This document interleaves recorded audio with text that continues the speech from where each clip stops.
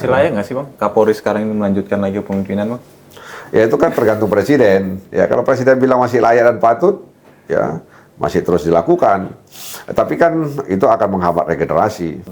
Ya sehingga mungkin bawahannya bilang, masa lo jual-jual mahal lagi, gua minta tolong aja, lo nggak bantu. Kan begitu.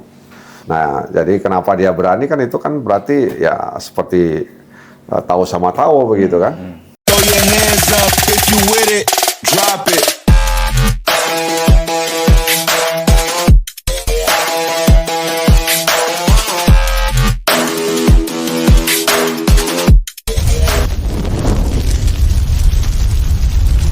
Assalamualaikum warahmatullahi wabarakatuh. Waalaikumsalam. Halo guys, kembali lagi. Ini torpedo kelima kita.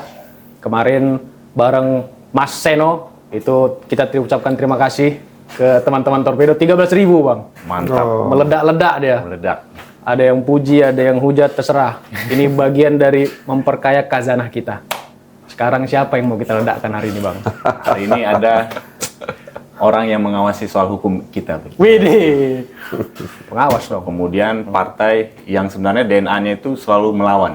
Oh, Oh, kebayang aku tuh. ya. Abang kita ini berasal dari Aceh dan dari Dapil Aceh dan kita perkenalkan Bang Nasir Jamil. Assalamualaikum Bang. Waalaikumsalam warahmatullahi wabarakatuh. Sehat Bang?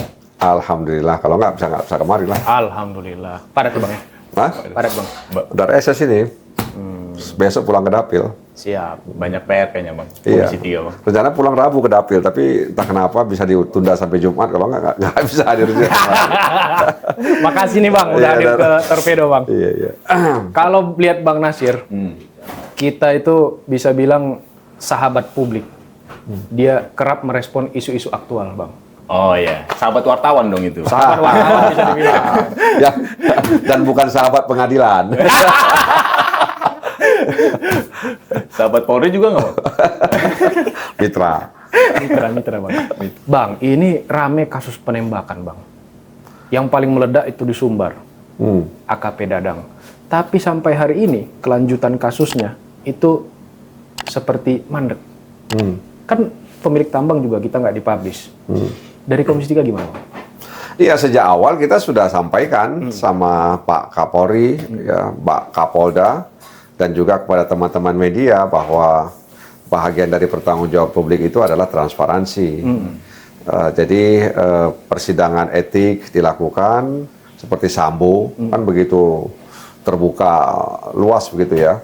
Dan itu pun memang ketika media sosial misalnya menyerbu kasus Sambo itu.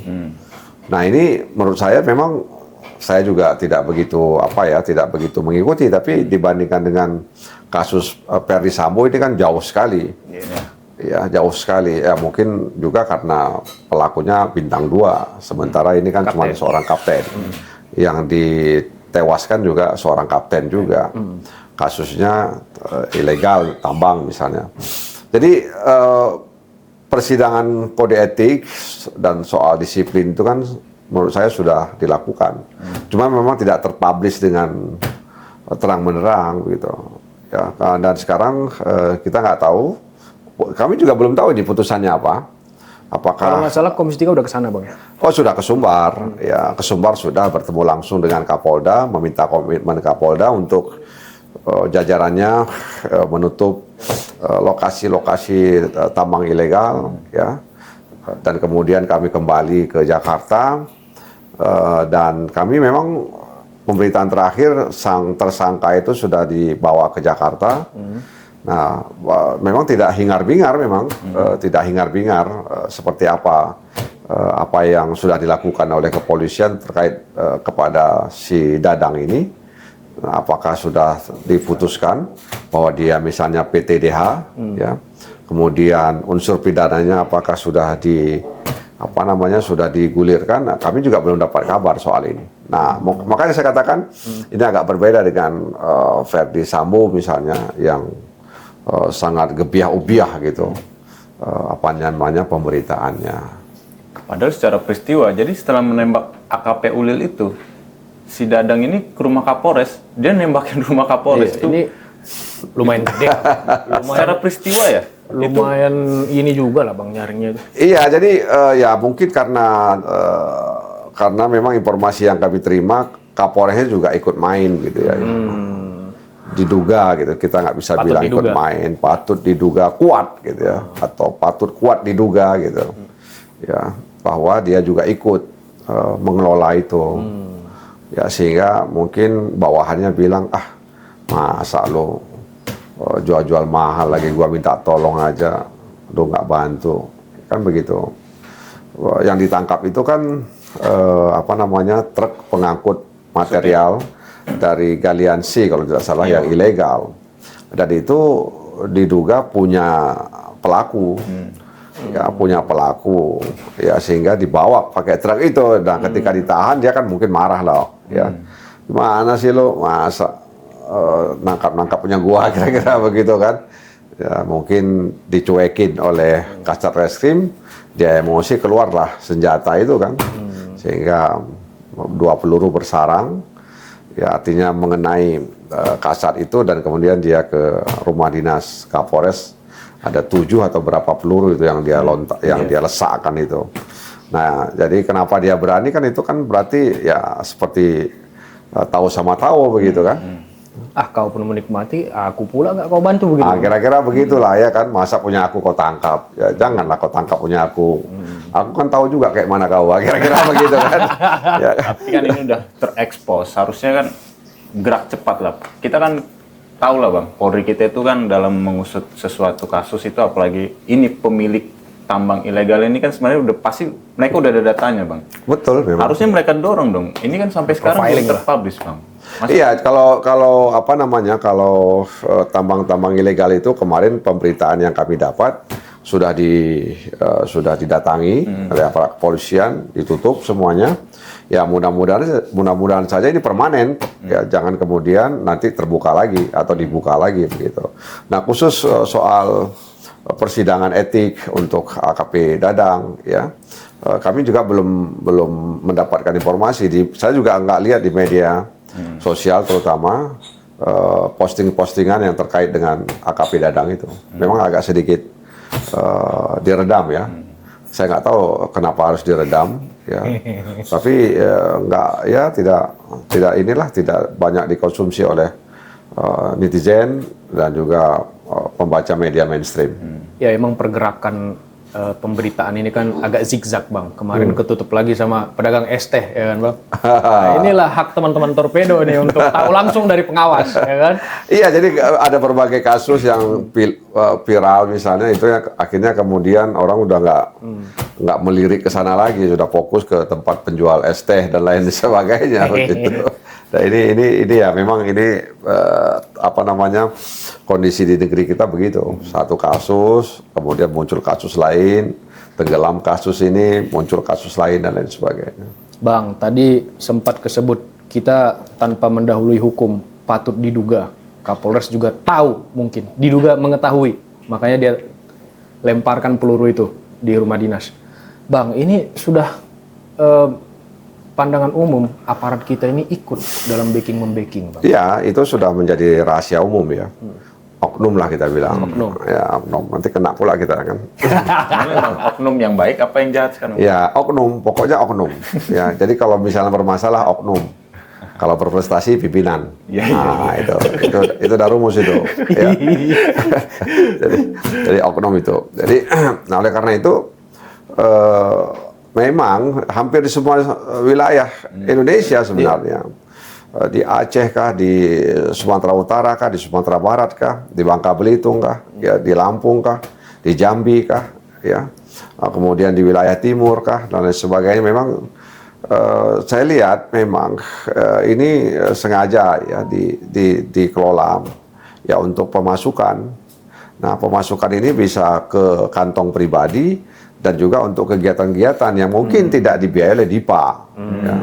Jadi ada kegiatan-kegiatan yang memang itu tidak ada dalam DIPA. Ini gimana cari akal kan mereka. Nah, sementara pimpinan bilang, pandai-pandai kau lah di lapangan. Masa kau kayak gitu aja nggak bisa? Katanya kan, percuma kau jadi Kapolres. Muncullah imajinasi. Kayaknya kreatif lah mereka kan. Kreatif. Jadi itu pernah saya sampaikan juga dalam rapat ya. Jadi ketika misalnya anggarannya pas-pasan, lalu mereka diminta untuk lebih bekerja, akhirnya kan mereka kreatif, ya kreatif mereka di lapangan, ya kreatif dalam tanda kutip, ya. Nah tadi itu, ya ketika mereka misalnya dalam tanda kutip mengeluh sama pimpinan bilang kau itu aja nggak bisa kok. Apa perlu ganti kau? Nah, dia pikir daripada diganti, ku carilah sesuatu kan. Nah, akhirnya inilah yang terjadi, dilema-dilema ini yang akhirnya terjadi di lapangan. Nah, padahal sebenarnya itu bisa saja dikelola secara legal ya. Ada namanya pertambangan rakyat. Nah, itu kan bisa memberikan masukan dana atau PAD untuk daerah. Lingkungan terjaga, ya kualitas air terjaga, kualitas kesehatan. Karena sekarang ini mereka sudah pakai sianida sebenarnya, nggak lagi merkuri, ya pakai sianida, dan itu sangat membahayakan.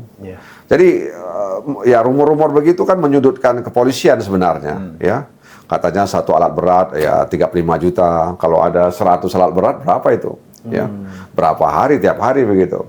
Sementara polisi juga tidak mungkin terus kemudian bisa mengawasi, pertama anggarannya terbatas, dan itu juga harus menurunkan banyak personil, apalagi kalau kawasan tambang ilegalnya itu luas gitu ya, dan nggak mungkin mereka tiap hari di situ mengawasi itu, dan masyarakat juga nggak punya alternatif kecuali di situ, dan ini juga akan berdampak terhadap kehidupan mereka. Jadi ini ada seperti lingkaran setan yang seharusnya dipotong sehingga menjadi lingkaran malaikat misalnya, gitu dong. Ya. Tapi saya sudah berkali-kali begitu meminta pemerintah daerah dan pemerintah pusat untuk menertibkan tambang-tambang ini. Ini masih galian C yang kita bilang, belum lagi emas misalnya ya, belum lagi yang lain-lain ya. Jadi kalau kami dengar laporan dari banyak Polda itu memang banyak kasus-kasus tambang ilegal itu, ya. Terutama emas ya. Kalau galian C itu kan kecil lah ya, relatif banyak juga kecil. yang minta backingan bang. Backingan gimana maksudnya? Minta ke Polda, backing dong bos. Ya yang namanya ilegal pasti kan dia butuh orang yang punya kewenangan, ya punya kuasa. Jadi makanya ilegal itu rumusnya pasti orang yang berseragam biasanya, ya baik sipil maupun non sipil. Pokok itu pasti diuntungkan dengan yang ilegal itu.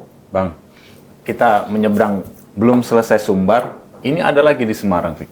Penembakan, dan ironisnya yang jadi korban itu siswa, anak bangsa. Itu gimana Bang lihat? Dan kemudian kan ada kayak drama, Kapolres awalnya kemudian membantah ada tawuran, ternyata setelah dicek Propos kemudian membantah tidak ada tawuran, bahwa itu senggol-senggolan. Iya, tapi memang kita beruntung lah ya bahwa media sosial kita itu cukup rame gitu ya. Artinya jagat maya kita itu memang dipenuhi dengan berbagai macam informasi. Saya nggak bisa bayangkan kalau misalnya tidak ada media sosial, pasti akan terjadi hal-hal yang kita tidak ketahui dan itu berlangsung secara masif misalnya. Ya kejadian di Sumbar kita tahu lewat media sosial misalnya diposting, orang baca semuanya, lalu menimbulkan kepedulian. Begitu juga yang terjadi di Semarang kan, penembakan terhadap Gama, siswa SMK itu, yang awalnya berbelit-belit, akhirnya diketahui bahwa bukan seperti itu yang sebenarnya kan. Mirip-mirip Sambo Bang. Ya akhirnya ya, skenario. ini mungkin ini KW3 lah ya kan. Daripada Lawson. Tapi mau KW3 mau seperti yang lain, menurut saya tidak kita benarkan itu. Penembakan itu kan ya bisa jadi karena tidak profesionalnya aparat, ya tidak profesionalnya aparat, dan kemudian tidak tegasnya semacam direction dari pimpinan kepada anggotanya. Nggak boleh begitu kan. Tapi pimpinannya sepertinya tidak punya kepedulian lebih terkait masalah ini. Meskipun memang tawuran di Semarang itu memang sudah relatif parah, gitu ya. Sudah masuk dalam kategori sangat mengkhawatirkan. Ya, sehingga memang waktu itu ketika saya ke Semarang, walaupun meskipun bukan kunjungan resmi ya, saya bertemu dengan beberapa anggota polisi, ya sepertinya ada perintah tembak di tempat ketika tawuran itu sudah membahayakan ya, atau geng-geng motor itu sudah membahayakan begitu. Nah, dalam kasus Semarang itu juga kita bisa ambil pelajaran bahwa pemakaian dan penggunaan senjata api itu memang sangat harus hati-hati begitu ya. Nggak boleh sembarangan juga. Kalau nggak salah Bang, kalau aku nggak ini kaki Bang ya. Hah? Jadi bukan bagian tubuh yang Oh iya, seharusnya begitu. Kalau kita lihat, saya pernah menonton di televisi misalnya ketika seorang yang dinilai teroris, lalu oleh aparat kepolisian di Amerika itu ditembak bagian-bagian yang tidak mematikan, bahkan melumpuhkan jadi sebenarnya. Bukan mematikan, melumpuhkan. Ya kemarin misalnya kita baca berita ada seorang pembunuh yang pemilik apa itu asuransi ya di Amerika Serikat, kan ditembak dari belakang dia, ya tembak dari belakang tewas. Tapi kemudian orang itu bisa ditangkap ketika dia sedang minum dan makan di satu restoran. Ditangkap. Kan enak itu nangkapnya. Kalau kita kan berhari-hari harus menembak lagi dia. Kalau dia ditangkap. Jadi begitu profesionalnya aparat di sana. Sehingga bisa menangkap hidup-hidup penembak itu. Sehingga bisa disidangkan dan terbukalah pada umum. Kenapa dia menembak itu? Ada motif apa dan sebagainya. Loh, kita kan jarang seperti itu. Terutama untuk kasus-kasus terorisme. Kan main tembak-tembak aja. Sehingga kita nggak tahu ini sebenarnya siapa dia. Dia link jaringan dengan siapa. Nah kembali ke soal SMK tadi itu, memang pemakaian dan penggunaan senjata api itu memang harus benar-benar diuji secara berkala, ya. Jadi harus ada tes, ya, untuk kelayakan apakah dia memang layak dan patut memegang dan menggunakan senjata api, gitu. Meskipun senjata api itu kan digunakan ditembak itu ketika orang itu sedang terancam, aparat terancam nih. Kalau nggak dia tembak, dia ditembak, itu satu. Atau ada orang lain, itu yang kemudian terancam nyawanya, kalau dia nggak tembak, itu orang itu akan mati. Itu kan sebenarnya kondisi-kondisi seperti itu. Dalam kasus itu diperbolehkan gitu. Diperbolehkan, ada diskresi. Nah ini kalau soal MK itu kan anak itu nggak bersenjata, jadi kemudian ditembak, itu kan kenapa begitu kan? Nah makanya kan kita dengar dia sudah PTDH, dan sekarang sedang menghadapi terpidana begitu. Ya artinya dia sedang terdakwa. Bang, sebelum kita lebih jauh kita ngopi dulu. Kopi mana kopi? Kita kopi dulu Bang. Ya sebab ada kopi ada cerita. Iya. Tak ada kopi tak ada cerita. Tapi ada problem psikologi juga nggak ya Bang ya? Di Tamtama, kan Tamtama kadang-kadang ada juga yang udah dikasih pistol Bang. Iya. Bintara, bahkan Perwira pun.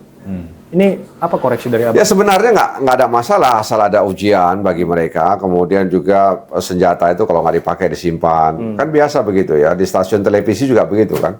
Ada tempat penyimpanan kamera gitu kan. Ketika misalnya mau liputan di luar, kameramen datang ke situ, ya kan dikasih kamera, dikasih catat dan sebagainya. Selesai balik lagi dia. Berapa hari kira-kira gitu balik lagi. Di beberapa tempat juga begitu, senjata juga begitu, ya. Dipakai oleh anggota kepolisian, datang dia gunakan. Jadi ketika misalnya dibutuhkan senjata itu kemudian diambil. Kalau nggak dibutuhkan ngapain diambil? Bukan untuk gagah-gagahan doang kira-kira begitu kan? Nah, jadi dibutuhkan diambil, dicatat ya siapa, jam berapa, ya kan untuk apa, kemudian berapa lama, ya kemudian setelah selesai dikembalikan lagi, tercatat semuanya. Nah seharusnya begitu. Karena apa? Karena polisi pasca reformasi dia bukan lagi militer. Kalau militer kan itu membunuh atau dibunuh, ya kan itu militer tuh begitu prinsipnya. Nah kalau polisi itu kan bukan lagi militer, dia sudah bahagian dari civil society. Nah, makanya dia melayani, melindungi, mengayomi kan. Penegakan hukumannya itu terakhir. Jadi penegakan hukum oleh kepolisian itu ultimum remedium, upaya terakhir gitu. Jadi dia melayani, melindungi, mengayomi. Nah karena itu dia nggak butuh senjata sehari-hari dia gunakan begitu, karena dia bukan lagi militer. Bahkan di Eropa, Amerika itu pentungan Bang ya? Iya, karena itu kan juga terkait dengan kesadaran hukum masyarakat. Problem kita kan sikap sosial masyarakat kita terhadap hukum kan masih rendah, ya. Atau bahasa lainnya kesadaran hukum masyarakat kita kan masih rendah. Ya itu nggak masalah kalau di Eropa begitu. Ya jarang kita lihat polisi di jalan. Ya hampir-hampir nggak kita temukan polisi di jalan begitu. Nah, di beberapa negara polisi itu hanya ada di malam minggu. Ya untuk menjaga anak-anak muda itu supaya jangan tawuran. Silahkan mereka mengkonsumsi alkohol tapi jangan sampai tawuran dan sebagainya. Hanya malam minggu aja, setelah itu udah ada lagi polisi. Jadi polisi ini memang yang kurang dipahami oleh banyak anggota kepolisian. Bahwa setelah reformasi, dengan lahirnya Undang-Undang Nomor 2 tahun 2002 itu tentang Kepolisian Republik Indonesia, mereka menjadi bahagian dari civil society sebenarnya. Ya, mereka ikut serta dalam penyelenggaraan negara. Ya, cuman keikutsertaannya itu kan sebelumnya dibatasi. Nah, sekarang kan mereka udah masuk ini. Ya, jadi irjen, ya, jadi dirjen, jadi sekjen, macam-macam begitu. Udah masuk mereka. Nah, jadi itu saja menunjukkan bahwa mereka adalah bahagian dari public service. Mereka bahagian dari civil society. Nah, jadi memang ketika ada wacana bahwa kepolisian ingin dimasukkan ke kementerian tertentu, ya itu memang sebenarnya ya bisa-bisa saja. Tapi untuk kondisi saat ini menurut saya tidak tepat. Itu aja. Masih direct aja dulu Bang ya. Iya, karena memang, karena begini, karena konstitusi kan menyebutkan bahwa negara itu punya fungsi melindungi tumpah darah Indonesia dan segenap bangsa Indonesia. Jadi kepala negara, kepala pemerintahan itu harus berada di depan untuk melindungi tumpah darah Indonesia, segenap bangsa Indonesia. Maka dia harus pastikan bahwa unit-unit yang menjaga ini ya harus berada dalam komando dia, ya kepolisian, tentara misalnya, ya kejaksaan, itu harus berada di bawah kendali dia. Jangan macam-macam lu, kira-kira begitu. Lu jangan macam-macam. Jangan, di konstitusi memerintahkan kepada kepala negara, kepala pemerintahan melindungi, ya, menjaga jangan sampai tumpah darah. Nah, jangan sampai kemudian aparat kemudian menumpahkan darah warganya, karena itu yang terjadi hari ini.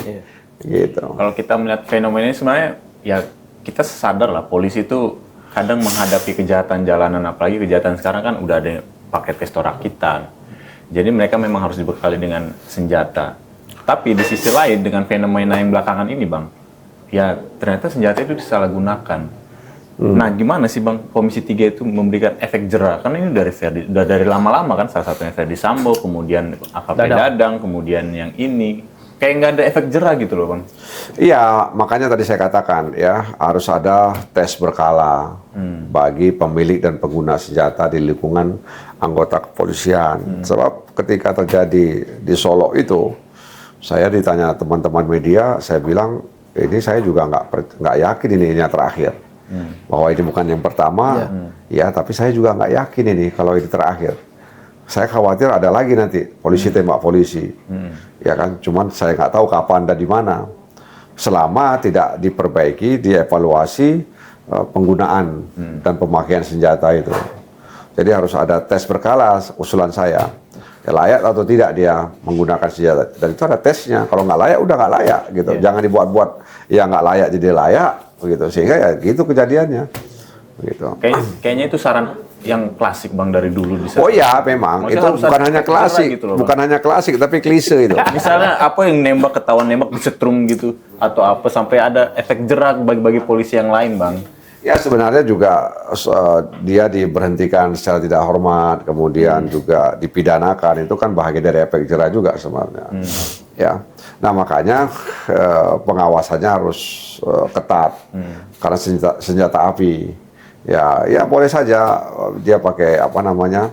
Kecuali tadi ya kalau senjata itu atau aparat sedang berhadapan dengan kelompok teroris, ya kelompok kriminal bersenjata, mereka harus dilengkapi The special condition dengan senjata begitu, ya. Datang ke Tapi kalau misalnya mereka berhadapan dengan masyarakat, masa harus dengan senjata kan begitu pertanyaannya. Benar. Menghadapi unjuk rasa masa dengan senjata, ya kan?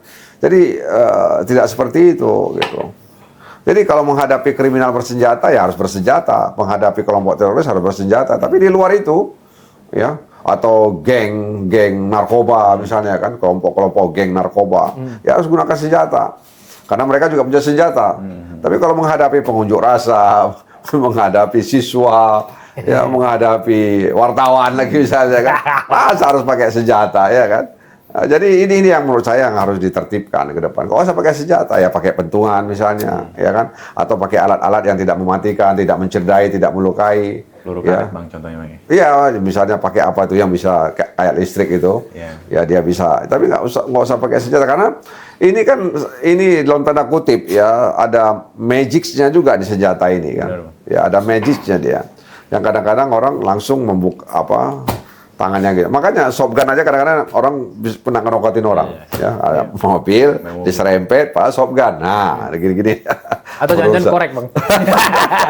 Akhirnya berusaha dengan aparat kepolisian. Jadi ini kita memang manusia itu seperti itu. Bang, 6 perwira yang kemarin terlibat di kasusnya Iya. Verdi Sambo justru naik pangkat. Iya. Promosi. Aku masih ingat Kombes Budi. Boleh diminum dulu ya? Minum dulu, Bang. Budi ya, Kapolres ya. Jakarta Selatan. Itu kita masih ingat dia yang pertama kali memberikan keterangan pers bahwa ini tembak-menembak. Belakangan berubah alur cerita, Bang. Iya, kan pasti dia disuruh itu kan. Pasti dia disuruh sama Ferdi Sambo itu. Nah, kau bilang aja begini. Dan itu saya lihat itu. Saya melihat itu dalam tayangan televisi. Dia memberikan keterangan itu. Dan saya baca wajahnya itu seperti memang dia tidak menyampaikan apa yang sebenarnya. Itu saya perhatikan itu. Ya sebagai mantan wartawan kan saya belajar itu. Ya. Gestur. Ya gestur, Mimik. kemudian wajah, mimik saya perhatiin ya. Dia tidak enjoy menerangkan itu. Ya, tidak enjoy menerangkan itu. Ya boleh dikata dia korban juga sebenarnya ya. Dia korban dari skenario Verdi Sambo ya. Disuruh begitu ya kan, kultur kadang-kadang di kepolisian ini kan jiwa korsa, kemudian dengan komandan, apalagi Kadif Propam, ya kan. Nah, atau memang dia juga belum tahu sebenarnya ceritanya. Ya, bisa jadi dia belum tahu juga sebenarnya ya cerita itu seperti apa. Sehingga ketika seorang Verdi Sambo, Jenderal Bintang 2, Kadif Propam yang sempat populer begitu ya, yang sempat populer kemana-mana Kapolri dia ada di samping. Kan membuat yang namanya Kombes ini juga Gemetar juga ya. ngeri-ngeri sedap lah ya kan. Ngeri-ngeri sedap lah dia kan. Begitu bunyi handphonenya langsung gitu, Bang. Jadi bisa jadi dia tidak tahu peristiwa yang sebenarnya. Lalu kemudian dia diminta oleh Sambo untuk menceritakan, ada nanti penembakan begini karena ini wilayah hukum Jakarta Selatan, pasti akan ditanya. Nah, sampaikan aja begitu. Dia sampaikan, walaupun dia sebenarnya mungkin sesamar-samar dia mengetahui bahwa mungkin ini tidak benar gitu. Makanya gesturnya dia seperti tidak enjoy menyampaikan itu kepada awak media. Nah, oleh karena itu memang saya tidak mengatakan bahwa dia tidak boleh dapat promosi. Tapi bisa jadi kondisi waktu itu membuat dia seperti itu, ya. Dan orangnya cukup bagus ya, saya kenal baik memang ya, kenal baik dalam arti tahu jejak rekamnya, ya tidak akrab aja, tapi saya tahu jejak rekamnya, kemudian juga karir dia begitu, ya. Sebenarnya sayang juga dia tersandung kasus Verdi Sambo waktu itu, ya tapi karena kultur di polisi masih seperti itu, ya akhirnya pun dia mau tidak mau juga harus ikut perintah komandan. Ya, Pendek kata, Jenderal. Bang, ketika komandan jenderalnya itu sudah divonis bersalah, ya dia nggak keikut, Bang ya. Ya dia juga seharusnya ikut bersalah, tapi memang tidak kemudian mematikan karirnya. Begitu menurut saya. Jadi tetap saja dia ikut ketiban masalah, ya. Tapi dia tidak mematikan karirnya. Ya seperti misalnya siswa SMK yang ditembak oleh Aibda Robik atau siapa. Saya bilang pimpinannya juga harus kena, jangan dia aja. Ya, karena pimpinan tidak memberikan arahan yang jelas kepada dia. Jadi pimpinan juga harus dikasih sanksi, apakah pemindahan atau apa ya, jangan lagi jadi Kapolrestabes gitu, harus diberi sanksi, jangan anak buahnya aja. Makanya saya katakan tadi, kalau misalnya anak buah yang melakukan oknum, ya, tapi ketika anak buah berprestasi, wah itu pimpinan itu karena arahan pimpinan, karena kerja keras pimpinan, gitu. Ini problem di tempat kita begitu. Tapi kalau udah salah, oknum. Nah ini makanya jangan seperti itu ya. Jadi pimpinan juga harus ikut bertanggung jawab karena itu anak buahnya salah bertindak ya, karena mungkin bisa jadi anak buahnya tidak mendapatkan arahan yang jelas ya. Tapi nanti kan mungkin berkelit, kami sudah memberikan arahan, saya sebagai pimpinan sudah memberikan arahan begini, bah itu pasti biasanya begitu. Bang, Itu kan Abdul Fik. Oh, siap. Torpedo, Bang. Ini kan masih banyak ratusan perwira kita, Bang, yang mungkin backgroundnya tidak punya masalah. Mungkin backgroundnya yang dia kinerjanya bagus, Bang. Kenapa sih harus dipilih 6 orang ini? Itu kan harusnya Komisi 3 benar-benar kritis di situ, Bang. Harus meminta pertanggungjawaban. Iya, nanti mungkin masa sidangnya akan datang. Kita akan mengundang misalnya SDM, ya, untuk mengkonfirmasi masalah ini. Kalau kita bandingkan dengan pertanyaan tadi, masih banyak misalnya perwira-perwira yang baik, ya. Clear lah gitu. Ya kenapa misalnya harus mereka? Ya. Apakah kepolisian kekurangan stok, itu kan? atau seperti apa. Nah itu memang harus dikonfirmasi karena itu kan internal, ya, internal kepolisian dan itu kebijakan pimpinan memberikan rewards dan punishment kan itu menurut keterangan orang SDM. Jadi itulah yang harus kita konfirmasi kan itu kebijakan Kapolri, ya. Jadi dia sudah tahu ini orang-orang ya punya masa lalu dan tersangkut paut dengan kasus Ferdy Sambo. Ya kenapa? Misalnya dia mendapat promosi, padahal masih banyak perwira lain yang sebenarnya jauh lebih baik gitu ya. Nah, kenapa? Itu yang nanti akan kita konfirmasi, kita bertemu, kita mengundang SDM menanyakan. Sepertinya pernah dengar pernyataan Abang mengoreksi istilah dari promoternya Kapolri Tito pada saat itu. Profesional, modern, terpercaya. Cuman ada anekdot Abang bilang. Apa itu ya? Promosi orang tertentu, Bang. Apakah itu masih relevan, Bang, dikaitkan dengan kasus 6 perwira ini? Itu sebenarnya promosi orang tertentu. Ya, itu kan anekdot di masyarakat, Bang. Ya, betul. Ya, promosi orang tertentu ya.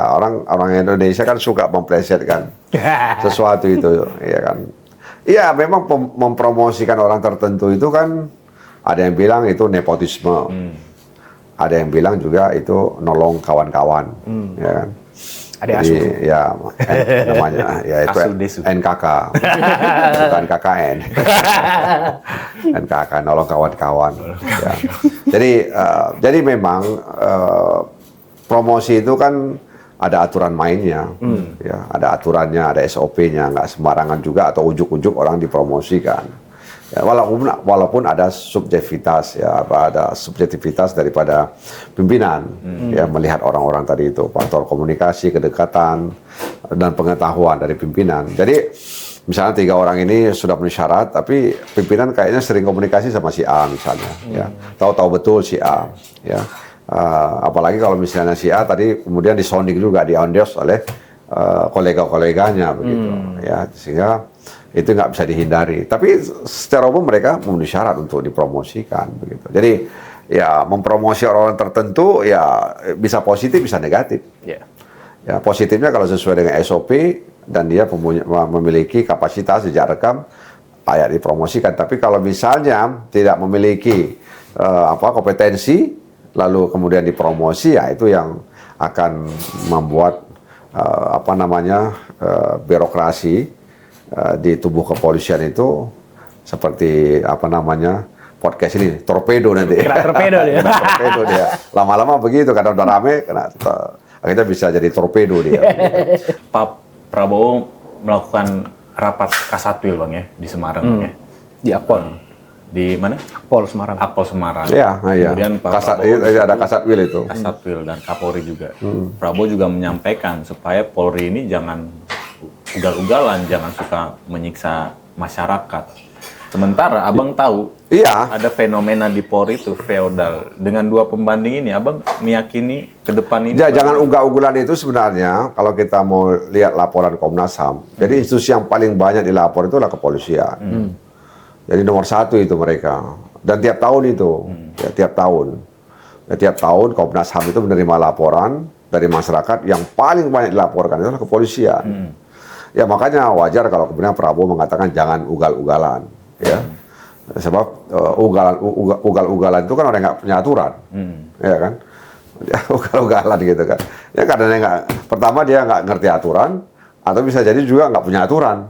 Sesursurnya dia aja, Bang. Iya, jadi suka-suka dia lah ya kan. Suruh dia tembak. Jadi karena dia punya aturan dia nggak boleh ugal-ugalan lagi. Ugal-ugalan itu kan menunjukkan nggak ada aturan. Masa polisi nggak punya aturan kan kira-kira gitu. Prabowo mau bilang begitu.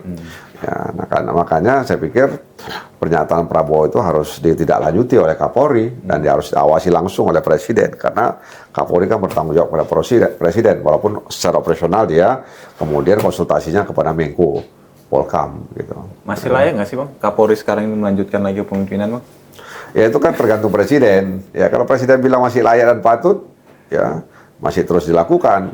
Tapi kan itu akan menghambat regenerasi, ya sirkulasi di dalam tubuh kepolisian. Kalau tidak salah beliau itu sudah 2021 kalau tidak salah saya, ya 21, 22, 23, ya 24 hampir 3 tahun ini kalau tidak salah. hampir 3 tahun. Dan biasanya memang rata-rata yang paling lama 3 tahun. Tito juga kalau tidak salah saya 3 tahun. Ya. Karena karirnya masih panjang, ya sehingga memang dia masih punya waktu. Ya, tapi kan setelah Kapolri kan nggak mungkin lagi dia mau kemana. Ya, kalau lama-lama di situ kan juga nggak asik begitu. Ya, dia kan juga ingin tantangan baru. Jadi kalau kita katakan bahwa misalnya Kapolri yang sekarang itu harus keluar karena dia akan menghadapi tantangan yang baru. 3 tahun sudah cukup lah bagi Pak Sigit menghadapi tantangan di Kepolisian Republik Indonesia. Ya, keluarlah dia ya untuk mendapatkan tantangan yang lebih baru lagi, lebih asyik lagi begitu ya. Nah, apakah masuk dalam jajaran kabinet merah putih itu kan kita nggak tahu juga begitu ya. Gitu. Tapi dari slogannya presisi Bang, kayaknya belum presisi Bang. Sambo kemarin yang paling ramai Dadang. Sampai yang terakhir nih masih kita belum ini kasus Firly. Ini banyak elemen masyarakat sipil yang menilai Polri tidak dikdaya nih menghadapi Firly ini. Dari Abang sendiri, Bang. Seharusnya nggak boleh ada kalimat begitu. Seharusnya tidak boleh menimbulkan skeptisme publik. Ya, ya polisi itu kan harus merah putih juga seperti Prabowo. Jadi punya kabinet merah putih. Makanya ketika saya di hari anti korupsi dunia itu saya bilang ya. Presiden Prabowo punya kabinet namanya merah putih, gedung KPK namanya merah putih. Ya udah satu frekuensi nih saya bilang. Jadi kok nggak perlu ada kekhawatiran lagi, udah satu frekuensi, sama-sama merah putih, ya kan. Nah oleh karena itu dalam kasus Firly misalnya, ya kalau Firly kemudian meminta agar tersangkanya itu digugurkan dan dihentikan, ya mungkin dia punya alasan begitu, ya. Makanya saya sudah pernah ditanya juga oleh teman-teman media soal Firly ini. Saya jawab begini, sebaiknya memang diselesaikan. Ya, kalau memang tidak ada, jangan diselesaikan, ditutup. Jadi jangan diambangkan begitu. Jangan diambang-ambangkan. Ya, kalau memang tidak ditemukan, sulit. Ya, ya mungkin faktor apa dan faktor apa gitu. Ya udah sampaikan kepada publik. Jangan kemudian dipendam-pendam, disimpan-simpan. Ya itu kan akhirnya menimbulkan kecurigaan di tengah masyarakat, ini ada apa gitu ya. Apakah Bang Firly punya kartu as ya kan? Sehingga kemudian dia berani mengatakan, udahlah ngapain kalian tersangkakan aku, tutup aja lah itu, kira-kira begitu, kan begitu. Nah dia punya kartu as, ya, sehingga kemudian ini ragu-ragu ya kan, jadi mainan begitu. Jadi seperti diayun lah Bang ya. Ya diayun, ya diayun-ayun, ya takutnya putus pula tali ayunan itu, ya kan. Nah jadi itu yang kita khawatirkan, jangan sampai tali ayunan itu putus, ya. Nah sebelum tali ayunan itu putus, maka segera putuskan, ya mau apa ini kira-kira, ya mau lanjut atau tidak sama sekali, tapi harus ada alasan. Gitu. Jadi dengan demikian publik menilai bahwa kasus ini murni penegakan hukum, bukan karena politik macam-macam dan sebagainya. Tapi yang Abang dengar emang dia punya kartu as seseorang Bang. Bagaimana Bang? Ya kan biasanya begitu tuh, ya. Sering kan terdengar di tengah masyarakat ketika ada orang yang sulit untuk dilanjutkan, jangan-jangan dia punya kartu as, ya, yang dia bisa buka lagi macam-macam dan sebagainya. Ya seperti kemarin Ferdy Sambo juga begitu kan. Kenapa misalnya dia misalnya dihukumnya tidak hukuman mati seumur hidup, atau kenapa misalnya istrinya kena hukuman begini, ya jangan-jangan dia punya kartu as juga karena lama di kepolisian, dia tahu bagaimana ini itu dan lain sebagainya. Takut dikhawatirkan tidak akan buka ini dan lain sebagainya, kan itu persepsi yang ada di tengah masyarakat. Nah, begitu juga mungkin kasus Bang Firly ini, jangan-jangan dia punya kartu as juga, bukan? Itu kan saya hanya menyambungkan apa yang menjadi percakapan di tengah masyarakat. Dilanjutkan atau tutup? Itu teman-teman torpedo. Iya, dilanjutkan atau ditutup. Terakhir nih Bang. Ditorpedo atau tidak? Gitu, terakhir nih Bang, rame soal keterlibatan aparat kepolisian di pilkada Bang, sehingga muncul diksi parcok. Abang dari pengamatan Abang, saya yakin Abang... Parcok itu sebenarnya param kocok, ya. Iya lah, parcok itu param kocok itu untuk meluruskan urat-urat, ya kan. Jadi diurut, ya kan, pakai param kocok itu sehingga kemudian enak, segar, macam-macam begitu. Nah jadi memang menurut saya, ya harus ada komitmen ke depan, ya. Saya nggak tahu persis ya bahwa apakah parcok itu terlibat langsung atau tidak. Ya, dan istilah parcok itu kan Saya nggak tahu siapa yang memulainya itu. Dari keterangan pers yang kita dengar di PDIP, Bang, lagi mengumpulkan alat bukti. Dan buktinya cukup kuat. Ya. Ya kita tunggu saja. Ya, kita tunggu saja. Dan waktu itu Kapolri juga ditanya kan. Beliau bilang, tanyakan saja kepada partai. Karena kita bukan partai. Ya, yang menyampaikan itu kan begitu dia bilang. Nah, oleh karena itu kita tunggu saja. Apakah jadi misalnya di MK-kan atau gimana? Saya nggak tahu juga. Ya, kita lihat saja apa yang terjadi ya terkait dengan ini. Ya, apakah mungkin hanya sekedar menyampaikan saja, tidak ada tindak lanjutnya, ya, atau seperti apa. Jadi memang kalau sebenarnya polisi itu kan alat negara, ya dia bukan alat kekuasaan. Tapi memang ketika institusi kepolisian, kejaksaan atau KPK ditarik-tarik ke politik, ditarik-tarik ke kekuasaan, ya memang dia akan tidak profesional. Nah, tidak profesional. Jadi cenderung dia misalnya mengkriminalkan orang-orang tertentu, ya, dan dia tidak lagi fair dalam proses penegakan hukumnya. Nah, karena itu saya pikir ketika Pak Prabowo ya di Semarang mengatakan agar polisi tidak ugal-ugalan, ya itu artinya Pak Prabowo ingin mengatakan bahwa polisi saudara itu adalah alat negara, ya, bukan alat kekuasaan. Nah, itu harus ditangkap oleh Kapolri di jajarannya begitu, bukan sekedar guyon atau sekedar apa istilahnya Pak Prabowo kan suka guyon ya, suka melemparkan kata-kata yang oleh sebagian orang mungkin dianggap ini apa begitu ya, harus ditangkap seperti itu ya, ente alat negara bukan alat penguasa begitu. Mudah-mudahan kalau itu diwujudkan tidak ditarik-tarik ke ranah politik, kekuasaan. Insya Allah polisi ke depan akan presisi dia, ya. Jadi jelas salamnya presisi begini kan. Kalau udah nggak sanggup lagi baru ke kepala.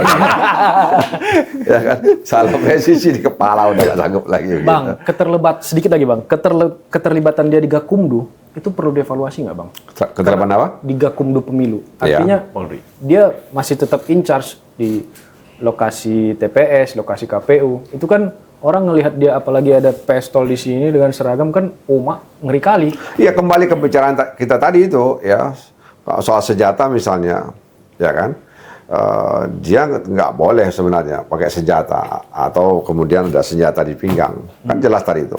Diharapkan senjata itu menghadapi kelompok kriminal bersenjata, teroris, gembong narkoba, kira-kira begitu. Nah, jadi begini. Polisi itu kan menjaga keamanan dan ketertiban. Dia harus memastikan ya keamanan dan ketertiban. Kisruh pilkada itu akan berdampak terhadap keamanan dan ketertiban warga. Nah, makanya dia tetap in charge di situ, ya, di dalam itu. Sebenarnya tidak ada masalah ya, dan tidak perlu dipersoalkan ya. Asal kemudian pengawasan di atas itu benar-benar betul pengawasannya. Sehingga tidak cawe sana, tidak cawe sini, atau dalam bahasa Pak Prabowo tidak ugal-ugalan. Gitu. Paten. Cocok.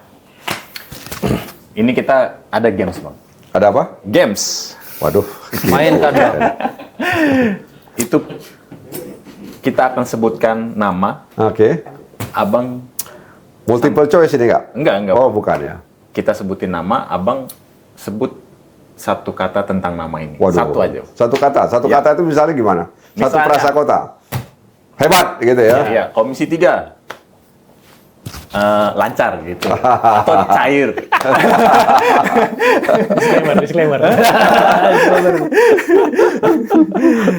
Ini kita mulai dari Jenderal Sigit.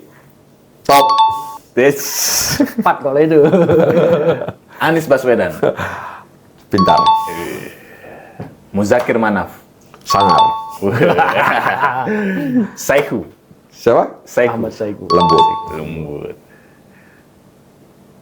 Sufmi Dasko Ahmad. Berwibawa. Terakhir, Bang. Megawati Soekarno Putri. Keibuan. Yang dua terakhir ngeri-ngeri sedap. Nah, itu dia tadi teman-teman Torpedo.